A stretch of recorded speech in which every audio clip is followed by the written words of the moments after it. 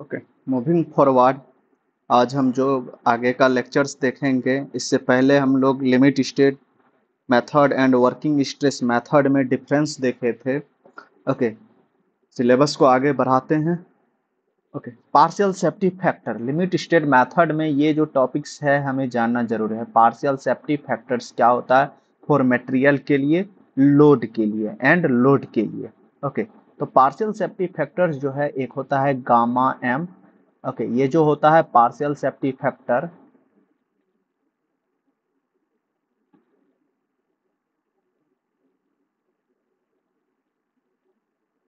For material, और एक होता है डेट इज गामा एल, और ये होता है partial safety factor for load. ये दो चीज होता है, clear.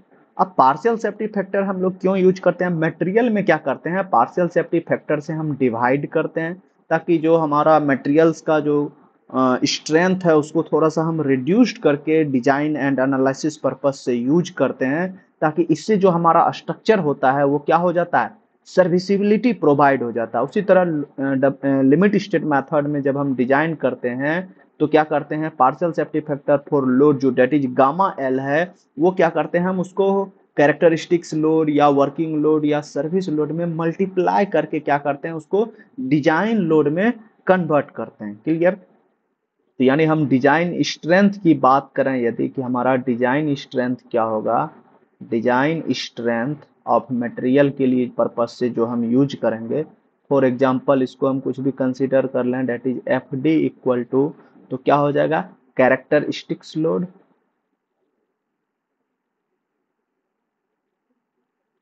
Characteristics characteristic load divided by क्या हो जाएगा, partial safety factor for material. अब जो भी लोड होगा, यदि हम कंक्रीट की बात करेंगे तो कंक्रीट का पार्शियल सेफ्टी फैक्टर से डिवाइड करेंगे, स्टील की बात करेंगे तो स्टील का जो हमारा स्ट्रेस है उसमें हम पार्शियल सेफ्टी फैक्टर से डिवाइड करेंगे। उसी तरह यदि हम लोड की बात करें, कि यदि हमारा डिजाइन लोड की बात करें तो design load design load for example PD consider कर लें तो ये क्या हो जाएगा, gamma L, that is partial safety factor for load into characteristic load, characteristic load. अब एक टर्म आता है यहां पर कि ये कैरेक्टरिस्टिक लोड क्या है, इसका भी डिफिनेशन देख लेते हैं।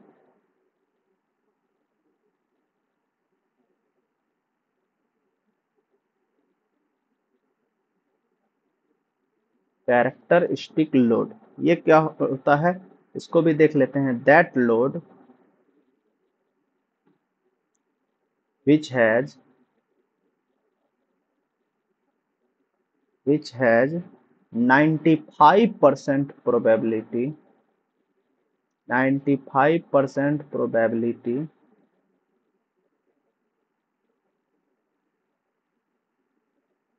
of not being exceeded not being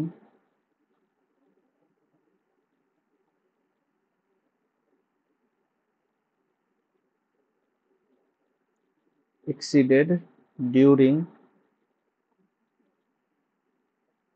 the lifetime during the lifetime of the structure,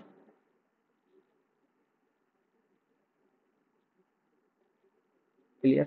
यानी हम जो स्ट्रक्चर को डिजाइन कर रहे हैं, फॉर एग्जांपल हम 100 किलो न्यूटन के लिए किसी भी स्ट्रक्चर को डिजाइन कर रहे हैं, इसका मीनिंग्स क्या हो गया, ये जो स्ट्रक्चर पर जो हम डिजाइन कर रहे हैं उसमें 100 किलो न्यूटन के लिए उस स्ट्रक्चर में जो लोड एक्ट होगा फ्यूचर्स में, तो उसका प्रोबेबिलिटी जो है वो 95% प्रोबेबिलिटी है कि 100 किलो न्यूटन या इससे कम रहेगा, इससे एवं लोड उस स्ट्रक्चर पे कभी भी एक्ट नहीं होगा। यही चीज क्या होता है, कैरेक्टरिस्टिक लोड है। जैसे कि कैरेक्टरिस्टिक्स कंप्रेसिव स्ट्रेंथ भी चेक करते हैं, 95% प्रोबेबिलिटी क्या होता है, हमारा क्यूब स्ट्रेंथ जो जिस ग्रेड ऑफ कंक्रीट के लिए डिजाइन करेंगे उसका टारगेट मीन स्ट्रेंथ होगा या तो वो होगा या उससे एभव होगा, that mean 5% expected to fail होता है। उसी तरह यहाँ पर क्या है कि 5% प्रोबेबिलिटी है कि 100 किलो न्यूटन या 100 किलो न्यूटन से मोर जो है हमारा स्ट्रक्चर पे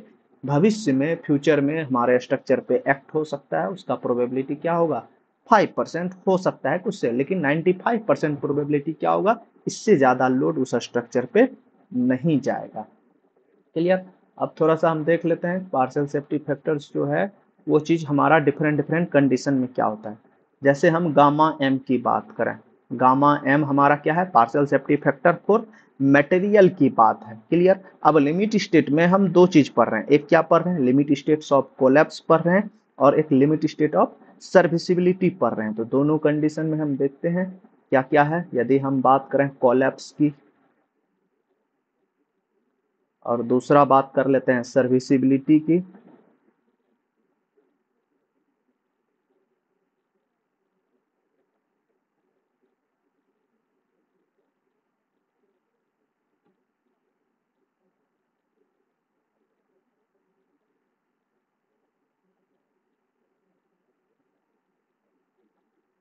क्लियर।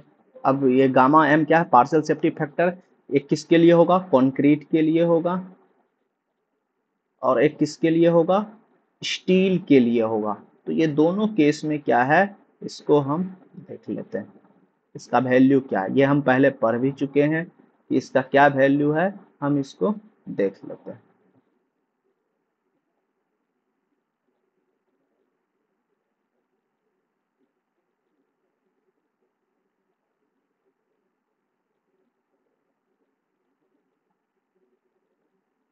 ओके। तो क्या होता है लिमिट स्टेट कोलैप्स में कंक्रीट का हम पहले भी पढ़ चुके हैं, ये क्या होता है 1.5 एंड स्टील का जो होता है क्या होता है 1.15 होता है। कंक्रीट के लिए 1.5 एंड स्टील के लिए 1.15।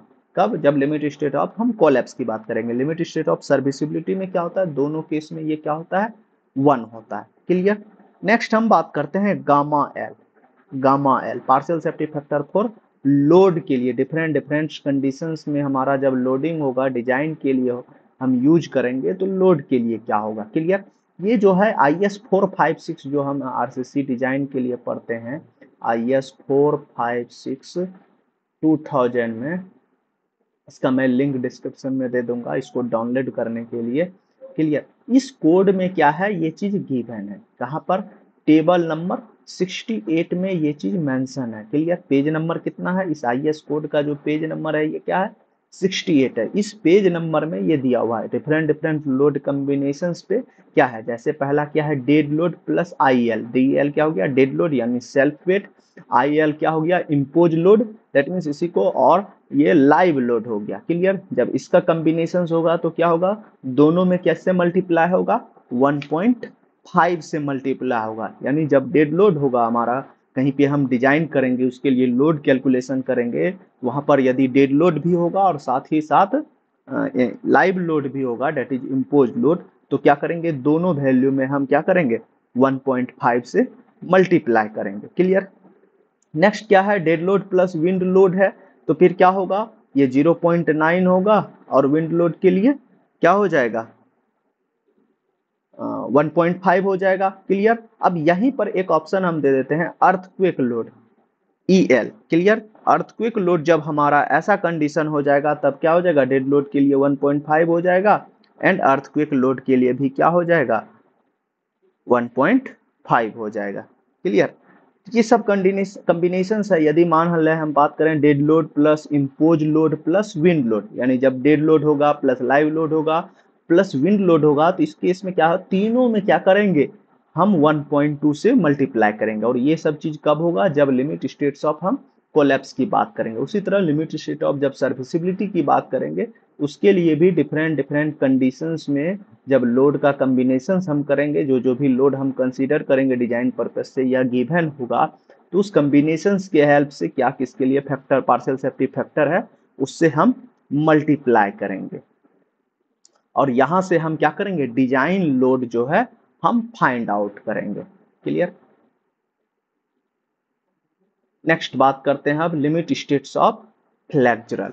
अब हम और सिलेबस को आगे बढ़ाते हैं। लिमिट स्टेट्स ऑफ फ्लेक्सुरल में क्या है, सबसे पहले हमें क्या पढ़ना होगा, एजम्पशंस पढ़ना होगा। किसी भी चीज़ को एनालिसिस या डिजाइन करने के लिए, उस चीज़ का डिटेल स्टडी करने के लिए क्या करना होगा, हमें एजम्पशंस पढ़ना होता है। जैसे कि आपने स्वम में पढ़ा होगा, पियर बेंडिंग के केस में, या जियोटेक्स में भी आपने कुछ टॉपिक ऐसा पढ़ा है जिसमें क्या करते हैं हम लोग, एजम्पशंस पढ़ते हैं, यानी उसको एक लिमिटेशंस लगाते हैं। जब तक हम लिमिटेशंस नहीं लगाएंगे तो क्या होगा, इसका जो एनालिसिस होगा वो बहुत ज़्यादा हो जाएगा, जो कि हम नहीं कर सकते। क्लियर। तो जो फर्स्ट एजम्पशंस क्या है, plane section perpendicular to neutral axis before bending and remains plane and perpendicular to after bending. Clear. जैसे कि हम बात करें कि हमारा बीम है। क्लियर। फॉर एग्जांपल हम ये हमारा क्या है, बीम है। क्लियर। अब इस बीम पे क्या होगा, लोडिंग लगेगा। इस बीम पे क्या होगा, लोडिंग लगेगा। इस तरह से जब हमारा इस बीम पे लोडिंग लगेगा तो क्या होगा, बीम क्या होगा, डिफ्लेक्ट होना चाहेगा। ये बीम क्या होना चाहेगा, डिफ्लेक्ट होना चाहेगा, कुछ इस तरह से।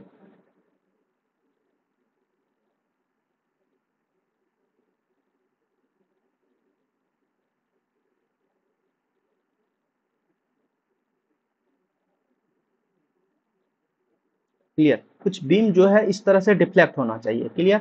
अब इसमें भी क्या है, एक न्यूट्रल एक्सिस है। इसमें भी क्या है, एक न्यूट्रल एक्सिस है हमारा। और ये जब डिफ्लेक्ट होगा तो इसमें भी क्या होगा, एक न्यूट्रल एक्सिस होगा। क्लियर। अब बात कर रहे हैं कि यदि हम फॉर एग्जांपल इस पॉइंट पे एक सेक्शन कट कर रहे हैं, इस पॉइंट पे क्या किया हमने, एक सेक्शन कट किया, तो यहाँ का जो क्रॉस सेक्शन होगा ना, वो न्यूट्रल एक्सिस का क्या होगा, परपेंडिकुलर होगा। इसका क्रॉस सेक्शन में कोई चेंज नहीं होगा। यदि ये बी है और ये डी है तो ये होगा, यानी बिफोर बेंडिंग में जो क्रॉस सेक्शन होगा एंड आफ्टर बेंडिंग में भी जो हमारा होगा न्यूट्रल एक्सिस में, ये इसका जो सेक्शन है ये पहले भी क्या होगा, प्लेन परपेंडिकुलर होगा। बिफोर बेंडिंग में न्यूट्रल एक्सिस के परपेंडिकुलर होगा। और जब ये इसी पॉइंट पे हम यदि बात करें कि आफ्टर बेंडिंग हम एक सेक्शन कट कर रहे हैं, तो यहाँ का भी जो क्रॉस सेक्शन होगा वो क्या होगा, सेम ही होगा। क्लियर। ये कुछ नहीं है। ओके। तो आफ्टर बेंडिंग भी क्या होगा, सेम होगा। क्लियर। नेक्स्ट बात करते हैं नंबर टू। नंबर टू जो है क्या है, the maximum compressive strain at extreme fiber is 0.0035 at failure condition। यानी हमारा जो है मैक्सिमम कंप्रेसिव स्ट्रेन जो होगा कंक्रीट में टॉप ऑफ द बीम पे, वो क्या होगा, मैक्सिमम जो स्ट्रेन का वैल्यू होगा वो क्या होगा, 0.0035 एट फेल्यूर कंडीशन में। यानी जैसे स्ट्रेन 0.0035 पे रीच करेगा तो वो क्या होगा, फेल्यूर कंडीशन होगा। और इससे यदि कम होगा तो हमारा क्या होगा, वो वर्किंग कंडीशन में होगा, सर्विस कंडीशन में होगा, यानी वो उससे लेस होना चाहिए। क्लियर। इसी तरह और आगे बात करते हैं, नंबर थ्री की बात करते हैं। नंबर थ्री क्या है, stress strain stress strain curve of concrete is parabolic. Stress strain curve of stress strain curve of concrete is parabolic till a strain till a strain 0.002 and then constant till failure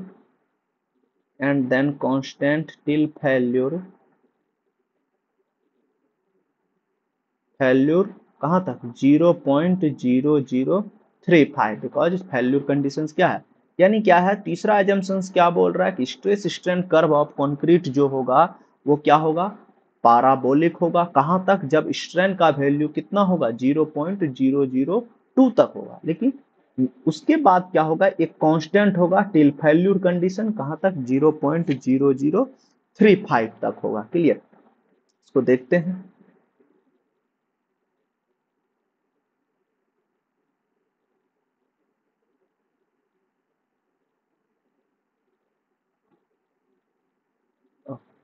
थोड़ा तिरछा बन गया है।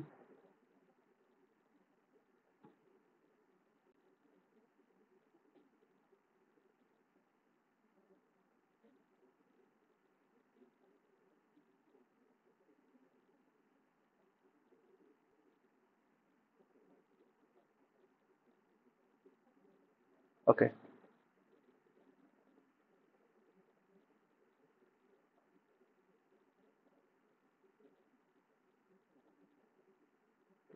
यहाँ तक का strain जो है ये क्या है,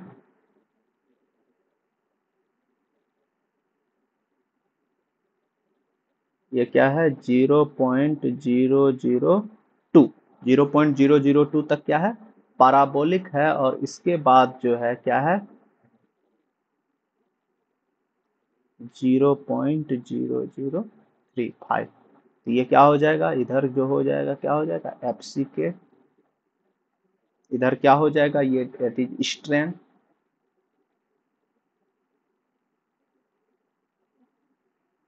क्लियर। तो ये जो ग्राफ है कंक्रीट का क्या हो गया एफ सी के हो गया। क्लियर। इसी में आगे क्या है कि हमारा फैक्टर ऑफ सेफ्टी भी आता है, जैसे पार्शियल सेफ्टी फैक्टर है। एफसीके में क्या होता है डिवाइड होता है। क्लियर। हम इसको क्या करते हैं, इसको थोड़ा सा इस ग्राफ को डाउनवर्ड बनाते हैं, आप लोगों को अच्छे से बनाना है। उसके बाद ये कांस्टेंट जाएगा। तो हमारा characteristics compressive strength of concrete क्या है एफसीके, लेकिन इस एफसीके में क्या होगा डिवाइड होगा कितना से 1.5 से। क्लियर। दैट मीन इसका जो वैल्यू आएगा क्या होगा 0.67, 0.67 टाइम्स ऑफ एफ सी के। क्लियर। ये क्यों डिवाइड हुआ कि पार्शियल सेफ्टी फैक्टर आया। क्लियर। एक और इसमें टर्म आएगा, एक और हम इसमें ग्राफ ऐड कर रहे हैं, ये और एक इसको डाउनवर्ड करते हैं और फिर ये देन कांस्टेंट जाएगा। इस बार क्या होगा 0.67 टाइम्स ऑफ एफ सी के डिवाइडेड बाय क्या हो जाएगा अगेन 1.5, और ये जो वैल्यू देगा वो अप्रोक्सीमेट वैल्यू आएगा 0.45 टाइम्स ऑफ एफ सी के। अब ये कैसे आता है ये देखते हैं। यहाँ पर क्या हुआ एफ सी के को जो है हम दो बार डिवाइड कर रहे हैं। क्लियर। दो बार डिवाइड कर रहे हैं। क्लियर। यहाँ पर नॉट में लिख देते हैं, नॉट एफ सी के क्या हो रहा है दो बार डिवाइड हो रहा है। क्लियर। क्यों डिवाइड हो रहा है वो चीज भी हम देखते हैं, लेकिन इससे पहले क्या है कि हमारा जो ये जो 0.45 एफ सी के आ गया, ये क्या आ गया design compressive strength of concrete आ गया। तो इसको पहले लिख लेते हैं, ये चीज जो है हम आगे में देखेंगे इस नॉट कंडीशन को क्यों दो बार डिवाइड हुआ। क्लियर। तो हम पहले देख लेते हैं design compressive strength of concrete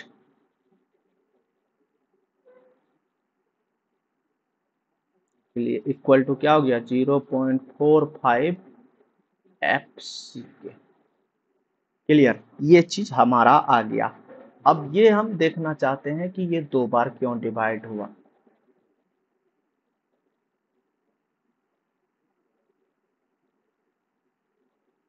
okay, not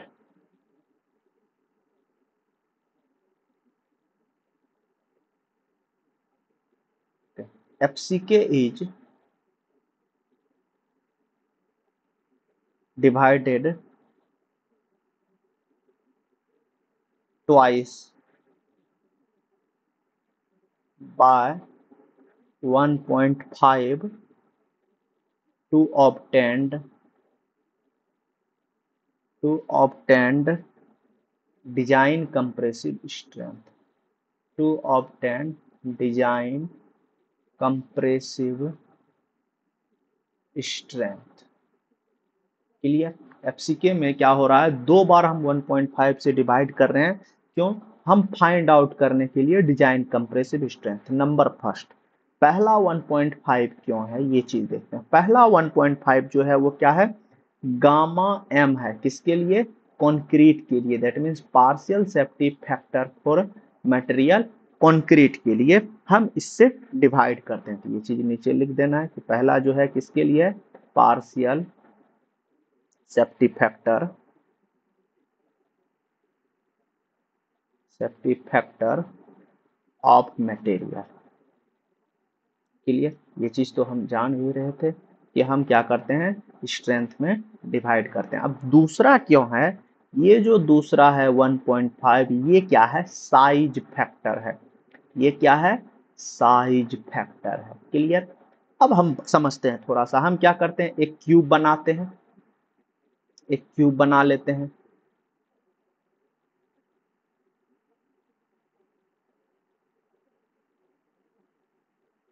clear, एक हम क्या करते हैं, क्यूब बनाते हैं, और इसका की जो कि साइज क्या होता है, 150 mm into 150 mm into 150 mm।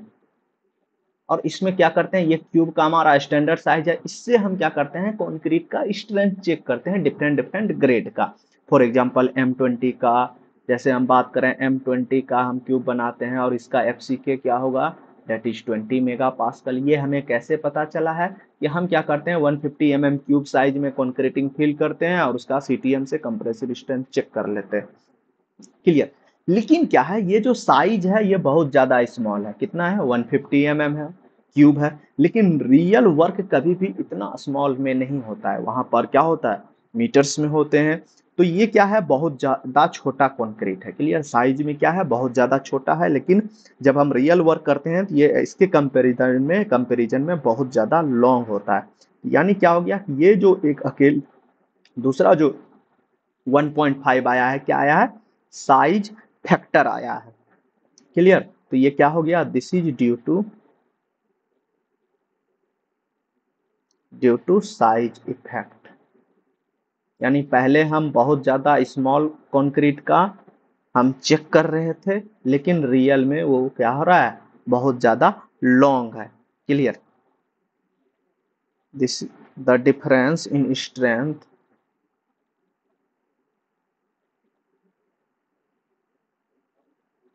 The difference in strength of actual structure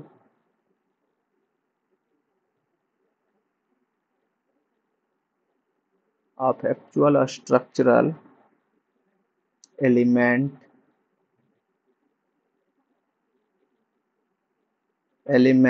and test cube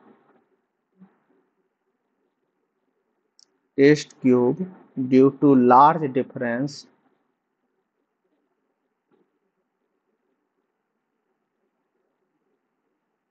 due to large difference due to large difference in size। तो साइज में क्या है, लार्ज डिफरेंस है, इसके कारण जो है ये चीज क्या है, पॉसिबल नहीं है। क्लियर, नेक्स्ट बात करते हैं नंबर 4। नेक्स्ट एजम्पशंस की। क्लियर, नेक्स्ट एजम्पशंस क्या है, टेंसाइल स्ट्रेंथ,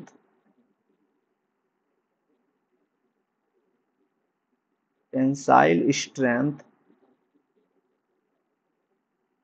ऑफ कंक्रीट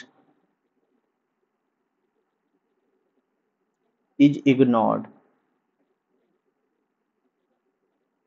जानते हैं कंक्रीट का टेंसाइल स्ट्रेंथ क्या होता है, बहुत ही वीक होता है, इसलिए हम कंक्रीट का टेंसाइल स्ट्रेंथ को क्या करेंगे, यहाँ पर नेग्लेक्ट कर देंगे, वो बहुत कम ही वैल्यू होता है। क्लियर, तो दैट मीन्स क्या हो जाएगा, ऑल टेंसाइल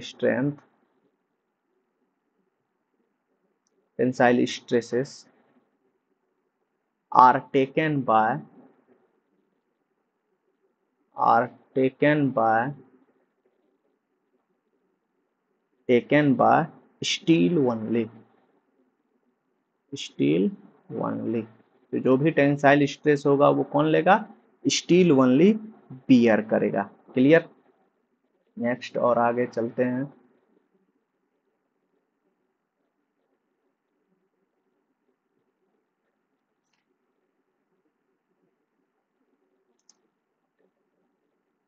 पेज यहाँ पर ऐड कर लेता हूँ। Okay,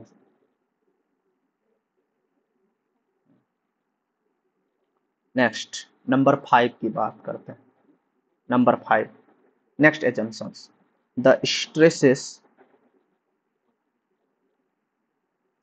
in steel will correspond will correspond to strain epsilon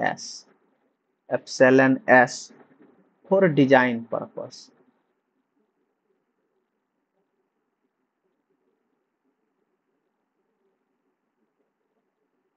For design purpose, clear?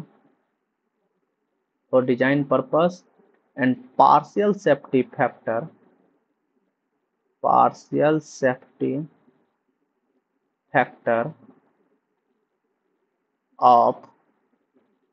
steel is taken as 1.15. अभी भी हम देखे थे, क्लियर? तो the stresses in steel will correspond to strain epsilon S for design purpose, इसको थोड़ा सा आगे भी देखेंगे। Partial safety factor for steel is taken as कितना, 1.15, क्लियर? अब जैसे कि बात करें हमारा क्या हो जाएगा, यदि हम बात करें इसका, हमारा डिजाइन स्ट्रेस क्या होता है, यदि हम हाई यील्ड टेंसाइल स्ट्रेंथ के लिए बनाते हैं, ओके, फॉर एग्जांपल ये स्टील का यील्ड स्ट्रेस क्या है, Fy है, और ये क्या हो गया, कैरेक्टरिस्टिक्स कर्व हो गया, यानी ये डिजाइन यील्ड स्ट्रेस हो गया, क्लियर? लेकिन इससे क्या होता है, ये थोड़ा सा डाउन आ जाएगा, क्यों कि Fy में क्या हो रहा है, अब डिवाइड बाय कितना हो रहा है, partial safety for material steel के लिए, दैट इज 1.15, तो ये वैल्यू कितना होगा, 0.87 ऑफ Fy हो जाएगा, क्लियर? यानी जो डिजाइन यील्ड स्ट्रेस होगा स्टील के केस में, डिजाइन यील्ड स्ट्रेस क्या हो जाएगा, 0.87 टाइम्स ऑफ Fy हो जाएगा, clear?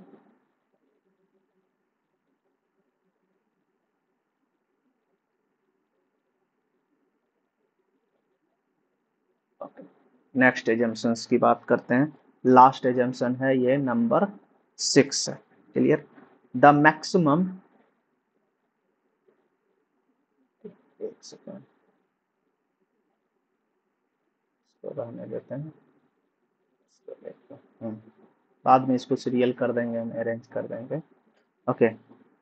The maximum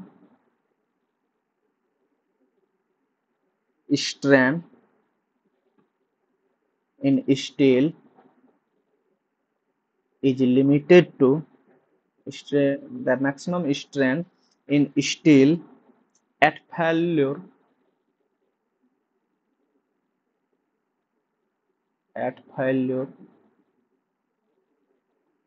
should be greater than